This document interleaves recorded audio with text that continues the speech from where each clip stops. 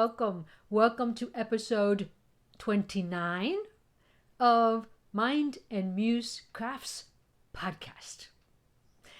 I am your host, Caroline, and I come to you every so often recording from the western side of the island of Puerto Rico, where I live with my husband and his dog, a very noisy dog that has been keeping me behind all morning, waiting for him to stop barking at the neighbors so that I could finally get this podcast done. But every so often, maybe I try every couple of weeks to record for you and share with you the crafty side of my life, the things that I have been doing in terms of knitting, in terms of crocheting. I have no idea why I said knitting first, because it is the craft that I practice least, but anyway, it gets in there every once in a while. I do lots of crocheting, I do some felting, and I haven't done much of that lately, but I really want to get more done with that. And way in the distance, I used to sew a bunch more than I am sewing now. So I guess it's just too much, and so when you do this sort of thing, you have to choose not too many, so that first of all you can have the funds to work on them, and second of all you can have the time to work on all of them and get satisfaction from those different crafts. Today is Friday and it is July 26th. It's already July 26th, almost the end of my summer vacation. As most of you all know, I am a professor at I don't know if you know that I'm a math professor. I usually don't try and say that so much because people get scared away, but I am a university math professor on the island. And so I did work summer, but our summer is very short. It's only 3 months. It's only 3 weeks. And so I get a pretty long summer vacation. That's what I've been heading towards. But it's almost towards the end, and I have to make a decision. One of the most important decisions that I will be making in a bit is whether I want to go back to work or not. Well, not so much want. I don't think I have ever wanted to go back to work in my life. But I have to decide whether I will choose to go back to work. I am not a permanent professor at my university. I am under contract, so it means that every semester they give me a new contract if there is work for me. But anyway, I feel that I owe it to those viewers that I have at the moment. It is summertime and the viewers decrease significantly. I guess people are doing lots of other things. They're at home, they have kids, they have to entertain those children, or they take their summer vacation, their family vacation. For whatever reason, summer always has a decrease in the viewers. And, for those of you that are still watching me, just let me know if there's a day of the week in which you prefer to watch the podcast, or if there's a day in the week in which you prefer for me to upload this, and I will try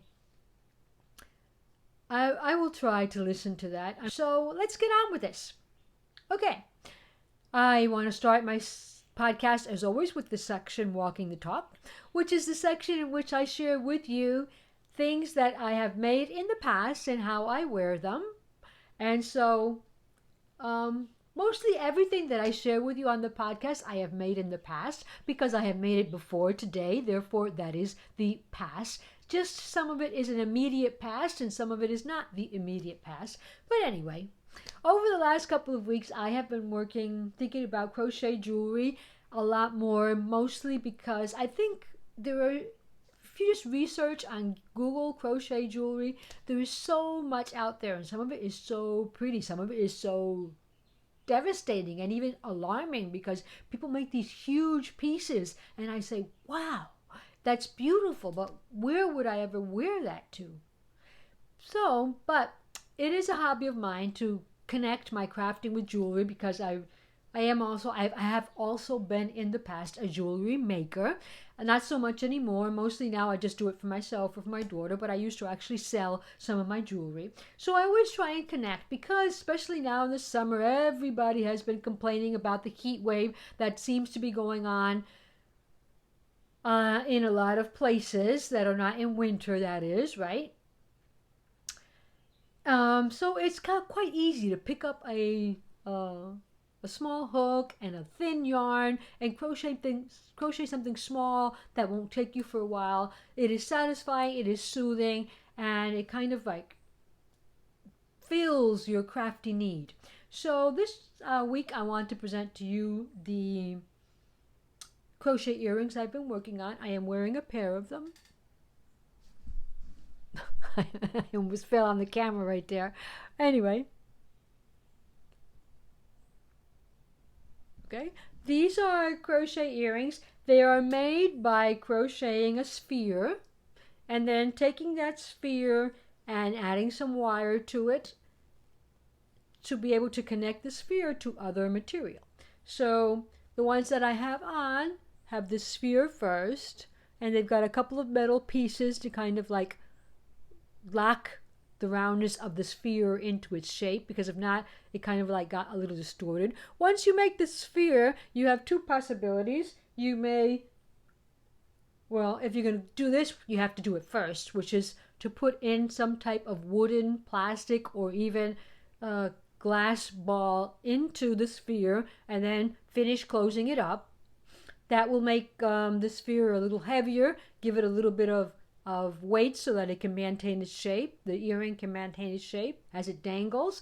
Or you could stuff it with some type of polyfilm or whatever stuffing that you use for things like stuffed animals, amigurumi, pillows or cushions, whatever. You could also fill it.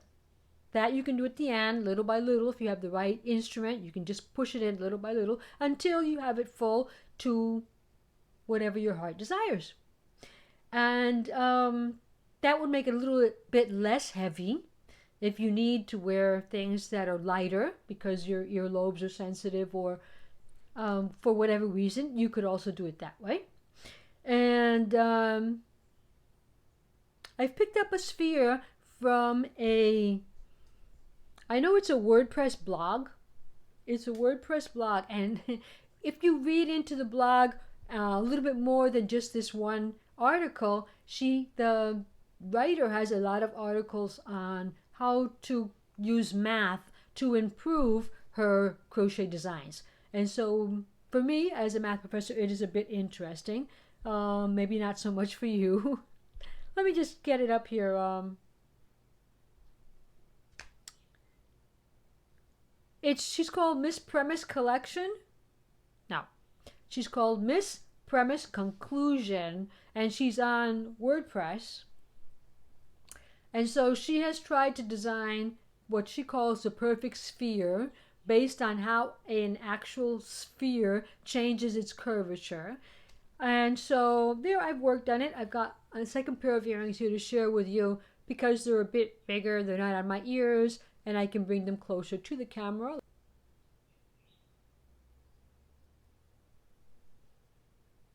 They're attached to pearls, so as you can see, the pearls, they're not actually the same length because one of those pearls is a bit larger than the other. That's the beauty of working with natural gemstones. And so she has a lot of sizes of spheres in that article. This is the smallest size. And this one I created wasn't the first one I made. But I don't believe, okay. Let me see if I can get the first one out for you. I tried different sizes of cotton threads, and I tried different sizes of hooks because I figured that for an earring, it would be best if the sphere was pretty small. So, but that wasn't an easy task. Even her smallest sphere wasn't really, even her smallest sphere, this was my first attempt. This one is polyfilled. So I haven't distributed the polyfill. I didn't worry about it because I knew I wasn't going to use this right now for anything. I have made these before. If you remember, I have a necklace that is totally made out of these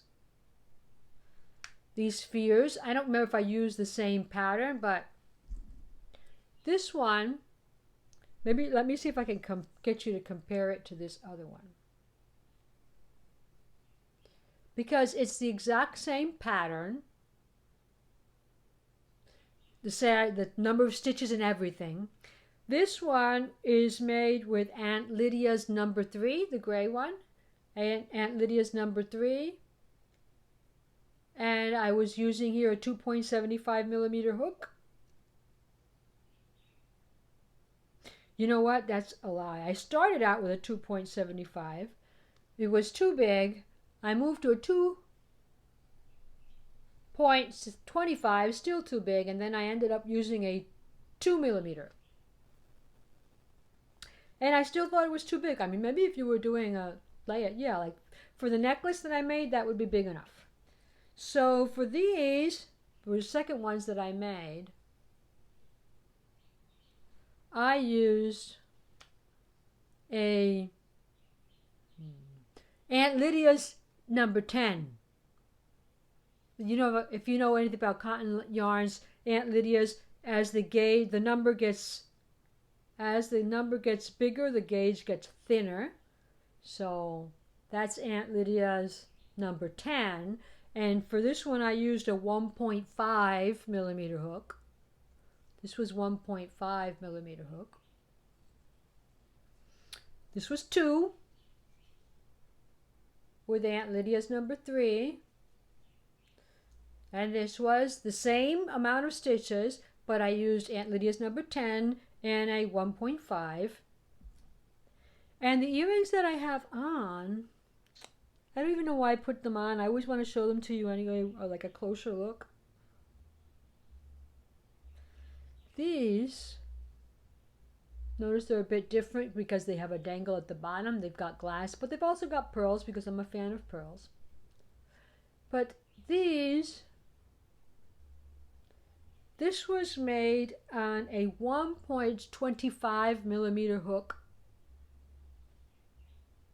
Have you ever seen one of those things? It's like, where's the hook? And I know there are smaller because I've seen 0.75 and 0.5s and all that.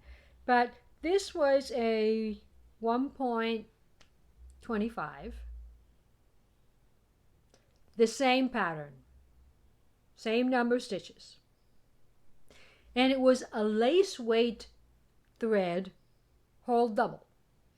So I purchased this, and I really was dying to get it to see. But in my ignorance, I purchased this yarn.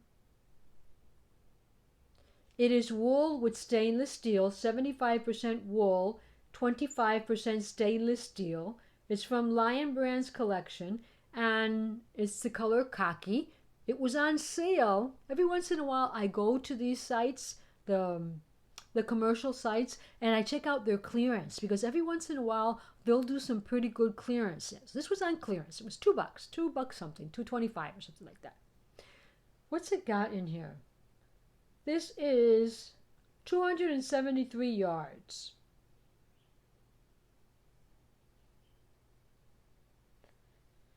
It's lace. I think you can see it's 0 there. Well, I didn't see that 0 when I was looking at the site. The only thing I saw was the description of the yarn and saying how it could be used to make jewelry.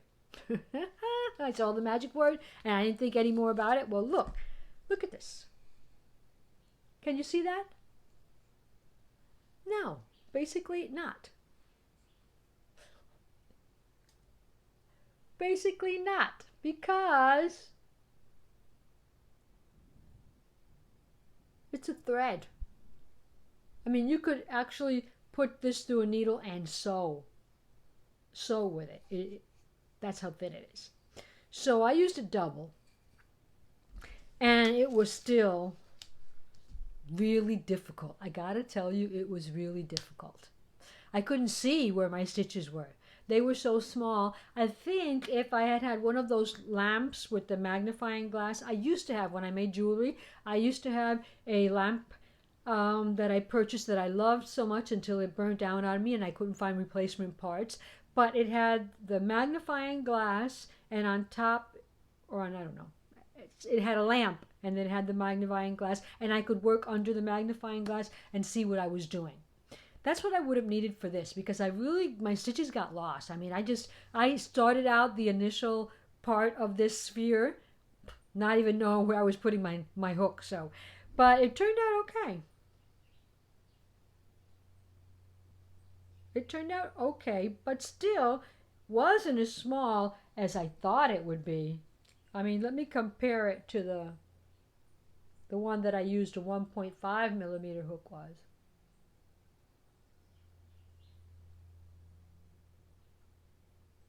Not that much of a difference, and this thread is probably half the size of Aunt Lydia's number 10. But anyway, cute little earrings. So that's the first part of my walking the talk. The second part is actually the garment that I have on. I'm sure you've all been staring at it and waiting for me to mention it. I didn't make this. This was the first crochet garment that my daughter Clarissa made for me. And it is based on a pattern from Bob Wilson 123. I believe it is called the Summer Tunic. And she made this in cotton. It's just the basic cotton. Is it sugar and plum? That cotton that we find here on the island. And so it's pretty long. You can't see the whole how long it is, but it's longer. I've been saving it. I haven't worn it as a blouse, although I've been seeing tons of summer tees out there, tons of summer tee patterns out there that I've been saying, oh, I really should make, because let's be honest, some of the patterns that people are presenting as summer patterns, when I look at a DK weight cotton yarn, I don't think I could wear that here on the island. I'm pretty sure those of you that are going through this heat spell of 100, 102, 104 degrees would look at that and say, heck, I don't want that on me. I mean, I have this on me now. Notice that I have a tank top under it because of the fact that it's so open. My idea is to wear it to the beach so that I can wear it with my bathing suit, and I think it would work very nicely there. If you check out her site, she's got it as a tunic with a tank top under it, and she wears a belt. It all depends on your style, but yeah, I'm going to the beach, and I am going to wear this summer tunic over it. And when I finish going out in the sun, I'm going to have a checkered I am going to have a checkered tan on my body, and so nobody else is going to have that except me, because that happens when you wear these types of things, right? So that's my tunic. That's a tunic, and like I say, once again, we're really in the heat of the summer here, so I'm in a temperature controlled environment today again, and I'm comfortable with it. I don't know if I could even wear this outside, but I can wear it here fine. And I could probably wear it fine at the beach also. So those are my two makes well, not my makes, but those are my two items, two projects that I wanted to talk about for this section. And I'm going to now move on I'm going to press on with projects that have reached the end of the line. Some of them you have seen before. I actually have a lot to share with you as end of the line projects. Some things that you have seen, some things that you haven't seen before, and I'm really happy. I would have been exceptionally happy if I would have been able to finish it all, but I wasn't able to, and I'll tell you why. So, first of all, I finished my summer hat, which you remember, which was an entry for the Summer Romance Cal, hosted by Claudia of Crochet Luna and Clarissa of Crochet Cakes podcast. And this was my entry, and it was an entry to represent one of my favorite romantic TV pairs, which are Jack and Phryne from the Australian series Miss Fisher's Murder Mysteries. And so my reason behind this was that Jack is a detective inspector, so he always wears a lot of gray suits. And Franny uses a lot of white. She usually uses a lot of white with fur, with fuzz all over it. And I didn't have any, so I just used white. But I'll try it on for you. Okay. Here's my hat. My summer hat. Now, I won't be afraid of getting summer or of getting hat hair from this one, because if you'll actually notice, it's big on me. The original one wasn't. It's the original. This is a free pattern from the internet, and I'll put up the site below and in the show notes as usual. But it was a small medium. Was the only size that she puts into her pattern, and it was a very nice fit until you'll remember. I don't know. You may not remember. I finished it and I sort of like soaked it in potato starch with water, boiled until it thickens, and then you get this really thick goo that I soaked my hat into, and I set to dry. After I did that the first time, it didn't harden. It wasn't hard enough. It was still too floppy. So her suggestion was to do it a second time. So I did that. I boiled up another cup of water with a tablespoon of potato starch, waited until it got a little bit thick, and then I soaked. You can't actually soak because it's so thick, but I just took a basting brush and a silicone basting brush, and I basted all over my hat. You really do need to get it to soak into the fiber, so you have to put a whole bunch of it until it like drips. But after the second time around, after drying, it is really pretty much sturdy. I didn't shape it. I just laid it flat. But what I did do was I put it over a bowl. I turned the bowl upside down, put the hat on top, and just laid it on a flat surface like this. So all of this, the curves, it just ended up with whatever curves it wanted. I didn't impose those curves on it. But the bowl that I used was bigger than my head. I should have tried it on my head first. So that's why after the second time I put on the potato starch and dried it, it is bigger than my head. It is not that I couldn't use it. I could use it that way, no problem. If I was going on a boat or something, I would just put in 2 pins here to try and hold it onto my head. But in the sun, I could wear it like this. I mean, there's no breeze in the sun. It's not going to fall off my head. And, I mean, it doesn't go with this outfit, but I'm sure that I could whip up an outfit that could go with it. And I'm also sure that I could wash this, put it in water again and thoroughly wash it, re-soak it in starch, and get a different shape for it if I wanted to. Now that I know more how it works and that I need the double soaking in order for it to keep its shape. Also, the second time around, I only put the starch on the brim, and now I'm thinking, well, I could have put it all the way around. But the thing about these types of stiffening agents is that if I put this in water and soak it, they wash off. They wash off over time. Maybe they stop. If the humidity level is really high where I live, for example here, where you live, well, over time they'll sag. And so that's why it is already sagging more than it was actually when I first got it out of the starch. But, I mean, there's a thought. Those are things that we can do with it, and you could probably get the curves that you want out of it and wear it with the curves to whichever side you want and whatever makes you happy. But it is something, it is stiff, and now that I know how to do it, I would redo it again, and I like my summer hat. So I'll put up that link. I mean, I think it's something that if you've got some cotton lying around, if I were to do it again, I would also use the Aunt Lydia's. Remember I said I used Aunt Lydia's 3? I would use it double. Because out of all the suggestions that you can read online, using the thread double also helps you to get a stiffer fit. So I think I would do that again too. Then I wouldn't have to use so much potato starch.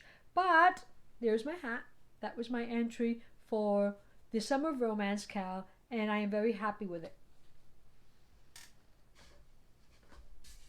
Very happy with it.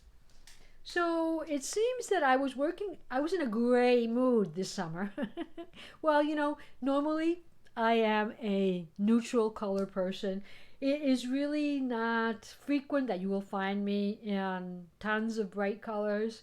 I get a lot of gray moods where I really I'm not a very black person. That I don't enjoy a lot. Nor the contrary, nor the other extreme. I'm not a very white person. White is not my favorite color. Pure white, that is, which is the only white that actually is supposedly goes good with my dark hair and all of that. But I do a lot of grays. And so, but this was not a choice. I had been working on, not monogamously, but I was really trying to finish those knit socks that I started a long while back. If you'll remember these knit socks. Whoops. Let me break here. These knit socks that I started probably 8 months ago, was that the count? I finally finished them. They're off my needles and the ends have been woven in. I ran out of the yellow yarn here, so my second heel was a different color. Actually, you know what? This was my first heel. But I had already started this one, and I knew I wasn't going to have enough yarn, so I completed this one first. And this really came out crappy. I don't know why this heel came out so crappy. But lately, I've been thinking a lot about yarn choices, and I really think that not all yarns are created equal. Not even when you have several yarns that are 75% wool and 25% nylon, not fingering weight, 4-ply, whatever. The general characteristic of the yarn is the same, but it doesn't work the same. They don't work the same. I liked this yarn much better when I worked with it than this yarn. This one was a lot thinner. These are just scraps that I have around, so I have no idea any longer where they come from. But this heel I messed up. You can even see the hole there. You can see also the ladder along there. And here's another hole, which has nothing to do with this yarn, but you can see it there clearly. And this one you can still see, I think these are short roll heels, so I believe that there's something going on when I do that first slip stitch. Every row starts with a slip and a stitch. Either I'm slipping it in the wrong direction or something's happening, so it's creating that ladder there. Because that's where the ladder is on both of these. It's on the slip stitch. But anyway, my socks are done.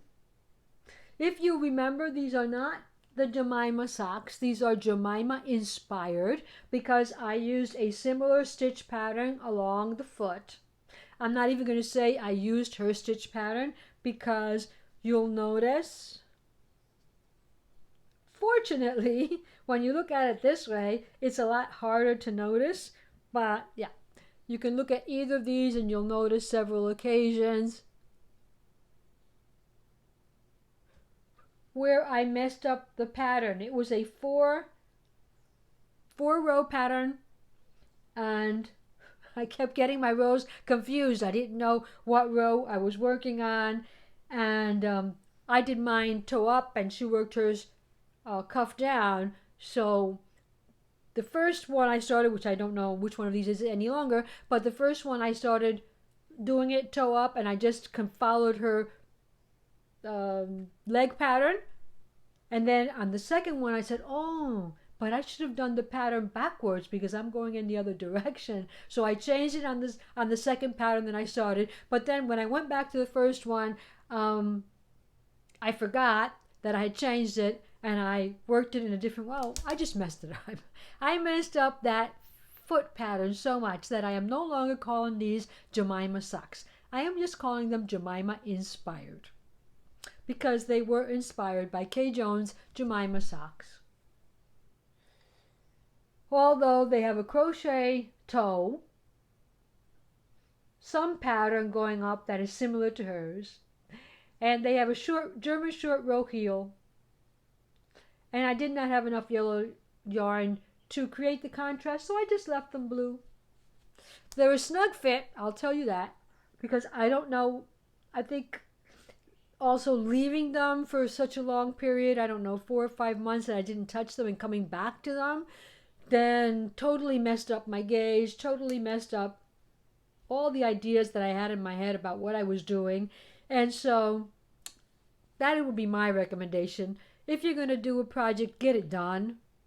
Don't think that you're going to be able to leave it and go back to it and just pick up where you left off, because, well, I can't do that. You might be able to do that, but I can't. And I have several evidences that is not true for me. So I'm glad they're done. I just pushed them I kept on working on them until I got them finished, because I wanted to get these out of the way. I was so tired of talking about them that I wanted to get them out of the way. And now that I'm so tired of talking about them, I'm going to keep on talking about them in this podcast, because I am so glad that I'm finished with them. I would do the pattern again, because I just think the pattern is simple and pretty. But I need to be in another headset. I need to get better at making socks and feel more comfortable with making the knit socks. They are so pretty. I love the fabric that knitting creates. And they fit very snug. I'm very proud of them. I kept them short because I use my socks for exercise. I also don't know what happened here. Oh, well, I'll tell you what happened here. I started out my socks with 60 stitches for the toe, went up to 64 for the foot, and then when I finished my gusset here, I noticed that it was tight around the ankle. I wasn't going to be able to get it on, so I wasn't going to start over again. Hello, this is knitting. You don't start over again. So what I did was I added a couple of stitches here at the end, and so I took it up to 34 stitches on each needle, which is 68. But when you're going to do a 2x2 rib, you need a stitch count that is divisible by 4. So 68 wasn't divisible by 4, so I went up to 72. And that's why you see they're a bit baggy. And yes, they are a bit baggy. I mean, they're not going to fall off because they're so tight around here. But that rarely happens to me with knit socks. They're usually not that baggy, but it's because I went up to 72. So that's me and my knit sock adventure. Anyway, they're done, people. They're done. And I'll be putting up some pictures with me wearing them from a distance so that you don't see all the mistakes. But I will be getting some pictures of those up on my... I don't think I'll put them on Ravelry because I don't want to connect to Kay's project page, because these are not her socks. But I don't feel comfortable calling them Jemima socks anymore. But they're done, and I will never talk about them again on this podcast. They're done. So, yeah. But while I was monogamously working on those, I took up a spontaneous crochet project, because you'll remember that one of the things that I had been planning since the beginning of the year was to turn my word of the year into some sort of art, some sort of wall hanging, or some sort of crochet art. So I finally did that.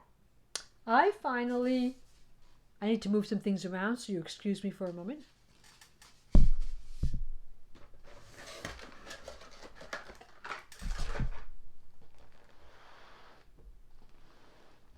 I finally did that, and I created this humongous, gigantic basket, this crochet basket. And I was going to originally put the word horizontal, but it ended up folding over to this side, and I wasn't sure if that was going to look nice having the word extend through these excuse me. I wasn't sure if it was going to look nice having the word extend through these cables here. So I put a diagonal. It's full of my cotton yarn right now, but it can still hold a lot more. It's got tons of yarn in it. It's pretty heavy, but it could still hold a lot more. So it doesn't stand up by itself. I mean, if I don't have anything in it, it will just flop. I still don't know if I'm okay with that. I thought about stiffening it, but I didn't know how many gallons of that potato starch muck was I going to have to make. And this is so big, how was I going to soak it? So I decided, well, if it stands up when I fill it, I'm okay with that, and it did. So this is also a free pattern on the internet. I can mention the site here for you, but I'll sort of like write it at the bottom of the screen and include it in my show notes so that you can research it if you would like. This is from PersiaLou.com, and it's her large crochet basket. It's her large crochet basket. And so it's got these two cables sort of running up all the side. I guess it's to make so that where the handle is sturdier, or it might just be a design element. I thought that looked pretty cool. And I was using here, well, that's kind of unfortunate. Let me dig into this bag because I think that I kept, did I? No, I don't know. Let me see if I can find what yarn I used here. I used 2 Lion Brand, and these are just acrylic. This is just acrylic yarn. And I know that, well, okay, use cotton if you want something to be sturdy, but I didn't have any cotton on hand and thick enough. I wanted it to be a nice, big, fat, thick basket, something I can throw on the floor and you could actually see it. So I used Lion Brand's Hometown USA. The gray color at the bottom is sort of like a bluish gray. And that is Chicago Charcoal. Yep, Chicago Charcoal. And the steel blue or bluish gray one at the top, that one is Fayetteville Frost. Fayetteville Frost. And so that's this one at the top. And it just so happens that I had these colors in my stash because, like I say, sometimes I go to these sites and if they put these on sale for $2, I try and stock up on them, or if my local Walmart puts them on sale for a couple of bucks, I try and stock up on them. I have no idea why. It was mostly at the beginning when I had no stash that I tried to do that and then sat around to wait for a project that I would use those things for. But they've been around with me for a while, and so I'm very happy to finally use up that stash and to put it to good use, if I do say so myself. I mean, this could be a laundry basket if you made it taller. I just used all the yarn that I had left. So I had 4 balls of the gray and 3 balls of the steel blue, the Fayetteville Frost. I don't know if you can tell, it's like a blue-gray. It's got like that very nice greeny blue and then gray in it, and I thought it went very well with the gray. But anyway, what I did was I held them double. So those 4 skeins that I had of the gray actually turned out to be 2. This is a super bulky yarn, if you haven't used it before. It's super bulky, number 6 weight. They suggest for crochet to use a 9mm. So when you want something to be sturdy, you usually also go down a size. Since I use them double, and I do believe that the pattern suggests using a 15mm hook, that's what I used. I used a 15mm hook, and I used my yarn double. Even though they are both USA, Hometown USA, for some reason I found that this bluish gray, I felt it thinner than when I held the gray double. So that always gets me thinking that also dyes affect the fiber in different ways. So I will tell you that I did feel it thinner at the top than at the bottom. I had 3 skeins of the blue, so 2 were held double, and the second ball I split it in half and then held it double. I used all of it. I think there was a tiny ball left of the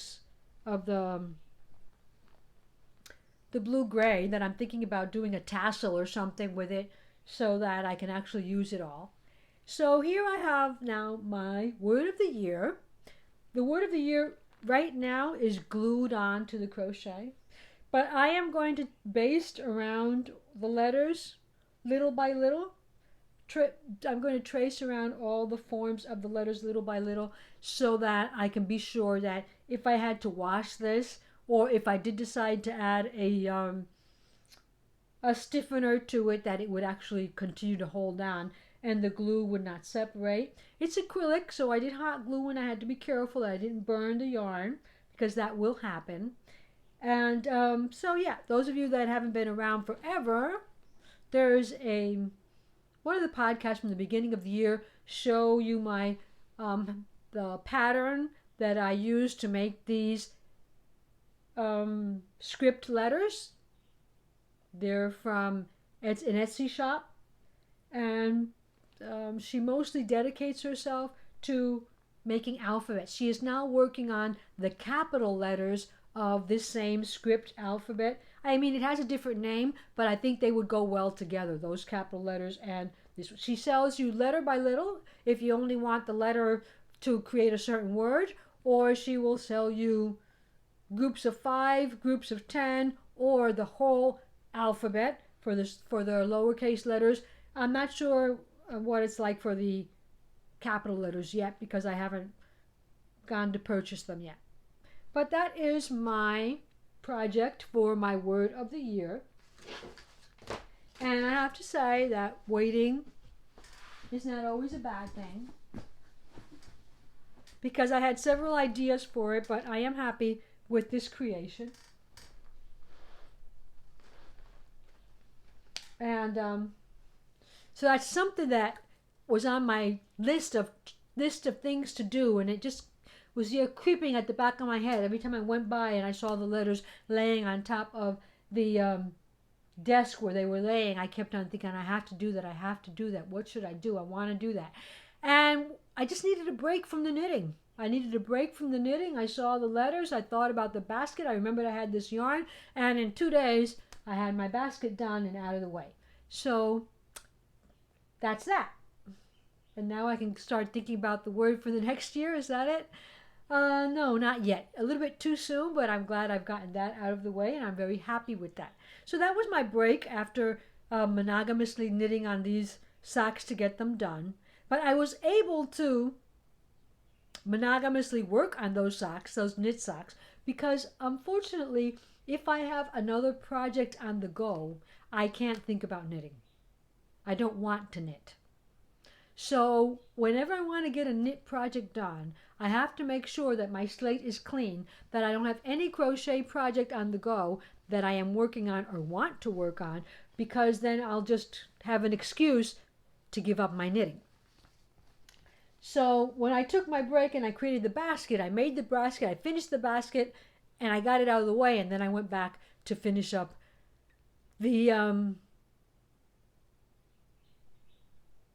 I believe it was the cuff and the casting off on socks, which that takes a while. But glad to get those things done and out of the way. They've been with me since the beginning of the year, and so I'm happy that they're finally out of the way. I guess I can also put these, I don't know if it's still running, but there's a like sort of a finish along, a cal that is hosted by Hannah of the Cozy Cottage Crochet, and I believe I'm still in time to get those projects into that finish along. So the reason I could also think about working monogamously on these knit socks was the fact that I had finished up to where I could my crochet socks. You'll remember this pair of socks? Well, they weren't a pair last time, but they are now a pair. I have completed them. But the reason that I had only had half a sock the last time, you can actually see where I had half the sock, is up to here, was because I ran out of this yarn. This is explosive material from Goosey Fibers, and she had retired the color. So I had to purchase as similar a color as I could, and notice that under this light, since I've got a bright light shining on me, you can tell the difference. This is a tonal, where this is not so much a tonal. This is more of a speckled. This has speckled blue, but it's not tonal. This is like more of a tonal. It's not saturated. This is a very saturated colorway. This is not. So it's not exact, but it'll have to do, because that was the best thing that I could get. So these were my entry for June. The June entry of Crochet Luna's Sock Cow and Shine Bright. Can't shine brighter than that, I don't think. So I have completed those and don't have to talk about those anymore on the podcast. So I had completed those, and I had no more crochet socks to work on that I could finish, because so I was able to work on those knitted socks monogamously. And so that's it for things that have reached the end of the line in terms of crochet projects. One other thing that has reached the end of the line is not a project, but well, it was a project, but the idea of the project was for me to write up a pattern. So I've got that done. If you'll remember the base for my fascinator, the fascinator for Elizabeth's wedding. Well, I have a second wedding coming up this October. My son is also getting married. So I had wanted to write up this pattern for this base. And though I had started taking notes of how I had done it, when I started it, I couldn't find those notes. Well, I found them.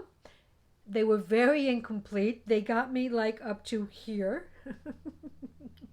They got me like up to there. But since this isn't a difficult pattern to create, you're just increasing, staying the same for a while, decreasing. And on this side, I ended with more stitches than what I started here. I start with 2, I end with 4, I believe, because I wanted this side to be thinner than this side.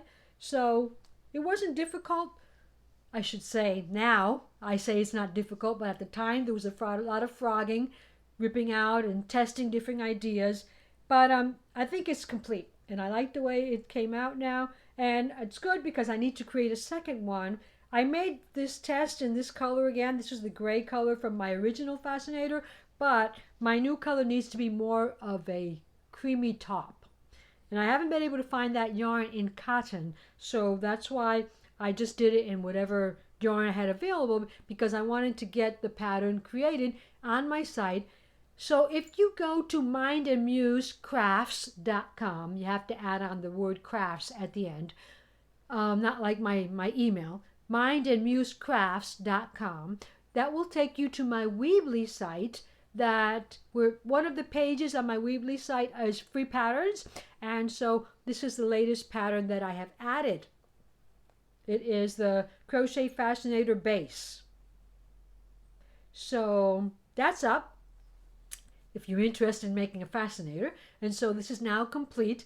I also have a blog post, my latest blog post on my blog, which is part of this site, Mind and Muse Crafts. The homepage is my blog, and my free pattern page is just a page where I just throw all my free patterns for whoever wants to use them. And so I also have a blog. In the blog, however, is a photo sort of like tutorial, or more like photo description of how I created the fascinator. So you can go there if you want to see how I created it, and then pick up the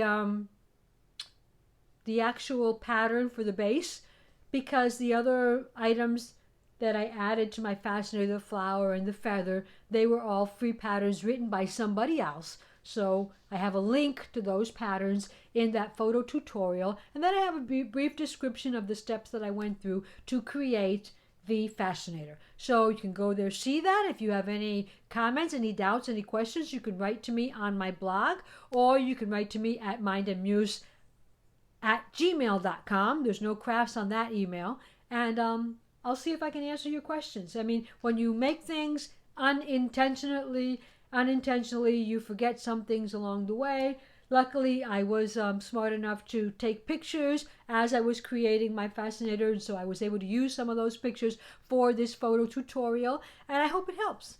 And I hope it motivates you to do a little bit of your own creation if you ever have the need or the desire to do so.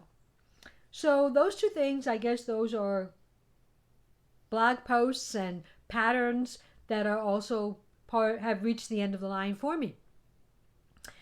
One of the things that is not, the only thing I have left that hasn't reached the end of its line are my crochet socks. This is a pattern that I am writing up because they were my birthday socks, and so they are both incomplete at the moment. This is where I'm at. The last time I was talking to you, I had completed one sock, and I had only just started this one. Here's a reminder of where I was when I last spoke to you. And so I completed this part of the sock. Now when I got to the heel, I didn't have enough of this purple yarn to finish the heel. So I thought, well then I would rather have toe and heel the same and maybe use a different color for the cuff.